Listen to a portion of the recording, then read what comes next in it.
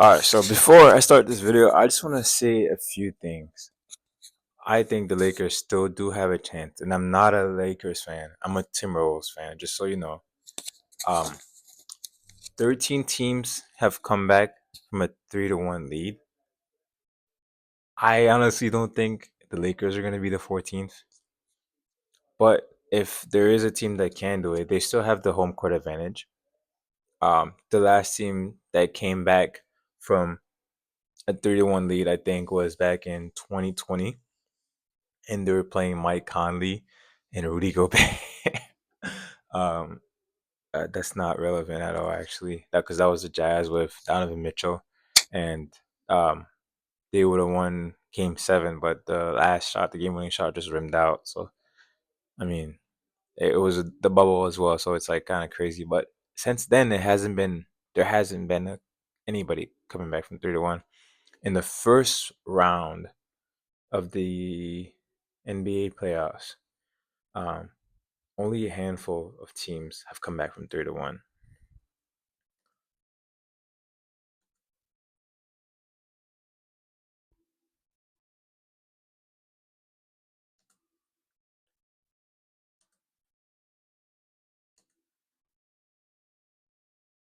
Only a handful of teams. Like, oh, the 2020 Denver Nuggets did it twice. So yep, first round versus Jazz, and then the in the semifinals versus the Clippers, and then the 2015, 2016 Cavs, of course, and then the 2015 Rockets also beat the Clippers. There's a common theme here. It seems like the Clippers love blowing 3-1 leads, but um, yeah. So only one of those teams had LeBron James on it. And if you guys remember correctly, right? If I remember correctly, that was a very tight series. The Warriors came in. They were the clear favorites to win it all.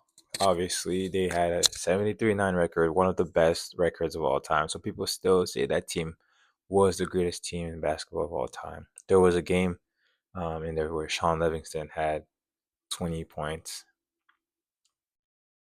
And if you know Sean Livingston, all he does is back people down, fade, and it literally swishes every single time. I've literally never seen him miss. It's amazing. There's no one like that in the NBA now. All he does is play defense and hits the fade. And if there are people like that in the NBA now, I don't know if it'll work. But anyways, let me get to this video quick. So the Lakers started off very strong with 13 from Luka in the first, and a huge like defensive performance from LeBron. He was out here hustling, doing everything he could to just it just kind of seemed like okay, he was doing everything he could to just keep him in the game basically. But he didn't the only like basically Luca and Randall were just going back and forth scoring. The Timberwolves had 28 points, and then the Lakers won the quarter with 32 points. I saw a stat that said that the Lakers actually have only led for games 1, 2, and 3 for one quarter total, and that was when that first quarter in LA when they had I think it was like 38 points in a quarter, and then the Timberwolves only had like 14 or 15, and the game kind of ended. I think it was like 109 to 118 or something like that. Wasn't too bad of an ending. Um, for the second quarter, we had a lot of people step up. I think Ant had 9 points in the quarter. He had a really good end of the quarter to put the Timberwolves up going into halftime, which is exactly what they needed at the time. Ant really stepped up as defensively and offensively, helping lead his team. That's one of the things he's definitely growing in as a player. But another thing is learning to trust his teammates. It seems like Dante DiVincenzo is also out here making amazing plays. I think honestly tonight he was definitely like the X factor to us winning. I see why. There was an article about JJ Redick being afraid of only one player in the Timberwolves, and that is Dante DiVincenzo. I could completely see why. He was in every passing lane. His hands are so active, and he can knock down any shot from no matter how far it is. He's a great shooter. I don't think he was shooting that good today, but it's just the fact that he can make it. That's what makes him scary. Like it doesn't even matter if if it's going in or not. Obviously, if he misses 10 in a row, they're just gonna let him take that. But still, he can make those, and that's scary enough for the offense. He also has mad bounce, and he does not play about rebounds. He does not play about rebounds. Like he was back here. He's like 6'4", 6'5", and he just snatching boards like he's 6'8", 6'9". Like he's like let's do this, right? It just seems like those Vanderbilt players. They're just I mean those.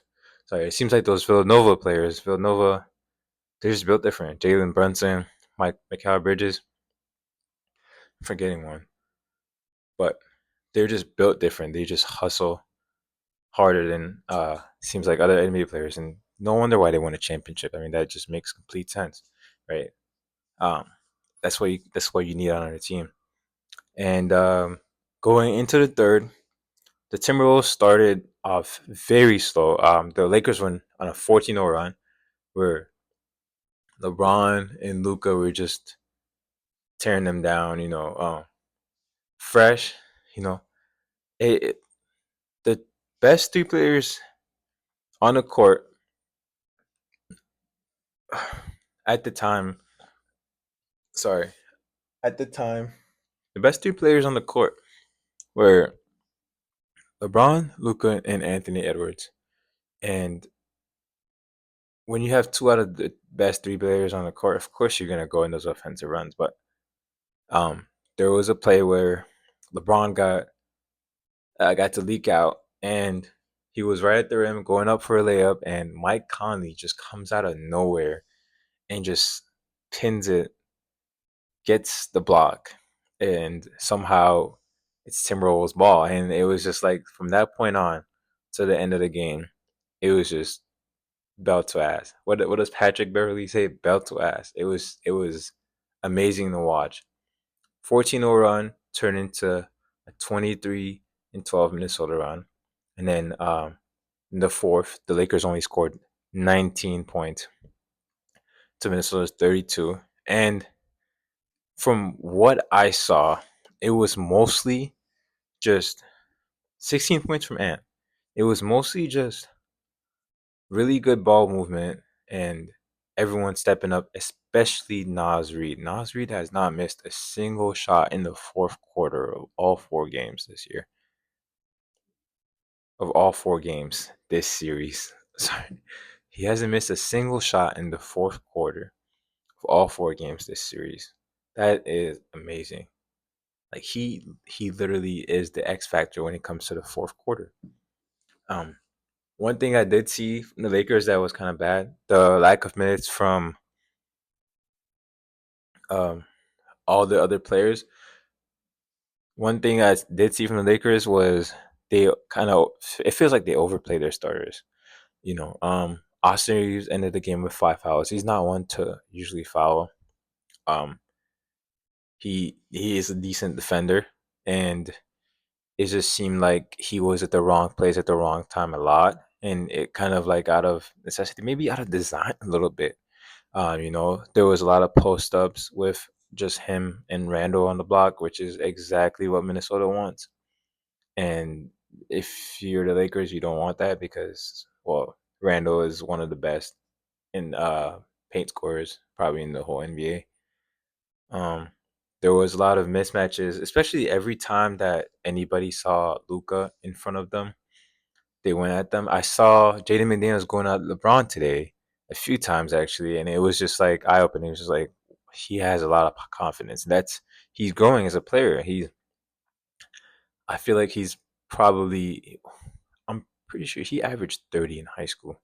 I mean, you can tell when you see him play. He's actually really smooth with the ball. He just doesn't that wasn't his role for the longest time. He is a scorer though. Like that is his natural form as a scorer. Like I could see Jaden McDaniels in a different timeline averaging 30 right now, being called the next KD, but things happen and he ended up in the Timberwolves hands, and that was a gift, and he's an amazing defender and a great what a great teammate Ant is. The first thing he says at the post game interview was he starts kind of rapping his teammates' names. He's like Dante DiVincenzo, Jaden McDaniels, Nas Reed.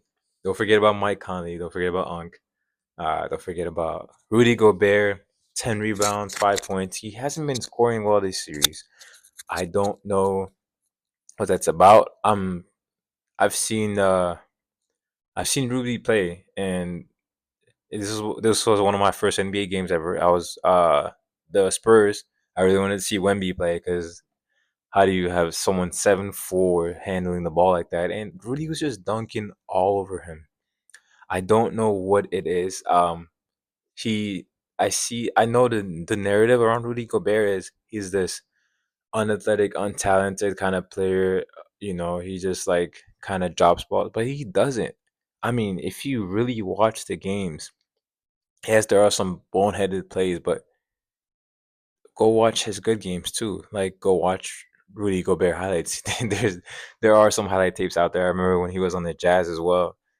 He used to even shoot middies. Actually, last year against the Denver Nuggets, he had that mid range fadeaway to seal the Nuggets basically, and he's a decent offensive player. I mean, he's not just in the NBA for just no reason, but it was just like tonight he was just kind of out of it. But I like it was really good coaching from Finch to take him out and just put him in when he was needed, and that's kind of what uh, brings on Nas Reed as well, especially in the fourth quarter when they need that extra offense. They kind of knew that they could. Nas Reed was playing his ass off on defense as well, but he's an amazing, amazing, amazing closer. I would say it's crazy like the amount of times that it's like he starts slow. He's a slow starter, yeah. But every time he is in the game, he's the first option. Like it doesn't matter who's in. It's kind of weird. Um, he's always getting the ball at the top of the key. They kind of do the same thing for Jaden McDaniels, so they kind of try to play it through them, you know. And Ant and Randall just kind of get their points as well. Obviously, they average the most points on the team because they are the best scorers on the team. But we have very capable people around Anthony Edwards, and I feel like that's what really puts the Timberwolves over the top. So the Lakers as a team have come back from a 3-1 lead, have come back down from 3-1 once before in the conference semifinals against the Phoenix Suns. Only two teams ever have come back down from 3-1 in the first round of the NBA playoffs.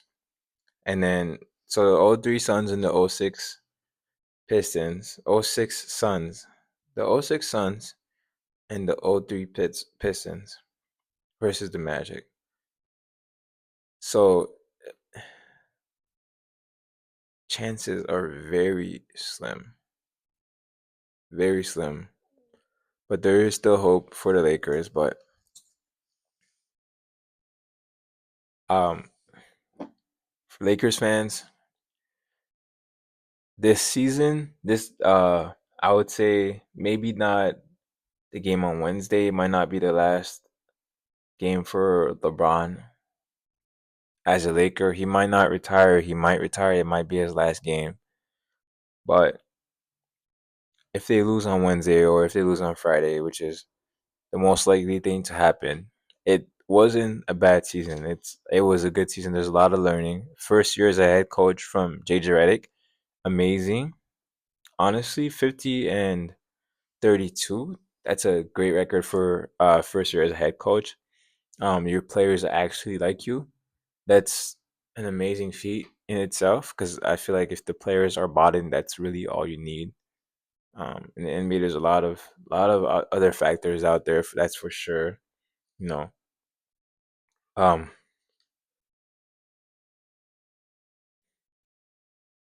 Lakers fans, things only get better. Um, Next year, you know, they can go out into free agency and they can find someone really good, a lob threat for sure. Like if you guys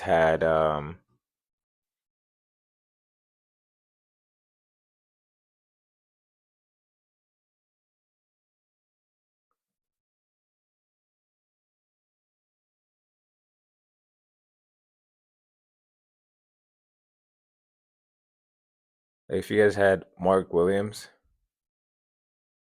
from that Dalton Connect trade, hey, things might have been different. Um, that's for sure. Putting Luca definitely needs a lob threat around him and shooters. The formula for a LeBron James winning team, it seems to it seems like it might not matter as much anymore. Maybe LeBron is the role player this time. Next year. Maybe you just need to build around Luca. Focus on the future, and things will only get better. You have Luca, you'll get to the playoffs every year, that's for sure. And you just gotta make sure you put the right people around him. Like it, Luca and Kyrie, that was deadly. They got honestly, I think they got beat by the Celtics because they were just they didn't have the legs to play defense on such a good offensive team like the Celtics. You know, and obviously the Timberwolves couldn't shoot last year, so that's what had the Timberwolves out last year. But I believe Minnesota does have a chance this year to win the championship. As far as stats go, we're number three in the NBA in offensive rating, and I know it's not all about offense, but in the playoffs so far, at least against the Lakers, we've been the Timberwolves have been amazing at defense.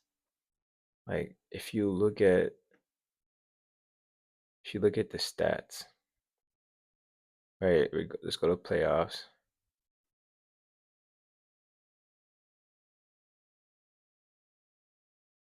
Okay, let's go to playoffs.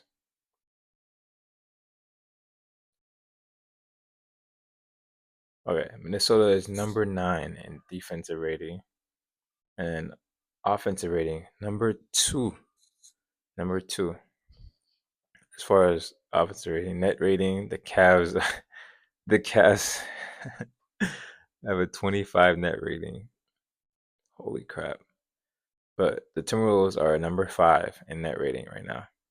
So it goes the Cavs, who are looking to sweep the Heat, and then the OKC Thunder, who did sweep the Grizzlies, the Clippers, who are actually up 2-2 right now, to the Nuggets, and then the Celtics, who are up 2-1 right now to the Magic. But what does this mean for the NBA going forward? What does this mean? LeBron doesn't look like he's the best player anymore. What does this mean? Well, I think this is like the NBA writers. Do you see? Have you seen that pen on fire meme? This is the NBA saying to us now that you new guys here. He beat KD last year and Jokic. Got stopped by Luca if he beats Luca this year and LeBron all in one go. Then next round is probably gonna be the Warriors because they just got up 2-1 on the Rockets. without Jimmy Butler, by the way. Just crazy. And if there's any team that I think that can beat the Warriors, it's definitely the Timberwolves because we have the defensive capabilities. And you might say, "Oh, um, we're not as good at at defense as the Rockets." I don't think we need to be. The Rockets are very good defensively, but they can't score, and that is their main issue. It seems like they just cannot score. They had one good game from Jalen Green, and that's how they have their one win so far in this series. That's it. And there's literally, it seems like every game they can't score. And this is the Warriors. The Warriors have been number one in defense since the All-Star break, since Jimmy Butler came back.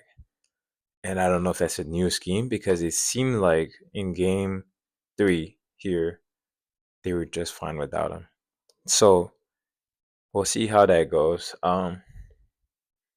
But yeah, new era. Ant is a new face of the NBA. The Lakers are not coming back from 3-1, and the Timberwolves might just win the NBA Finals. Thank you for watching, and if you're a Timberwolves fan or if you're not, please subscribe and like the video. My first YouTube video, and well, not my first, but my first of this kind of video, and I hope to do more. I'm gonna try to stay as consistent as possible. I really love NBA basketball, especially the playoffs. Oh my dude, the playoffs are definitely the best basketball. Like that's for sure. Even like I love college ball too. I mean, stuff's good. Maybe I might film some content in the gym, so y'all can see me hoop.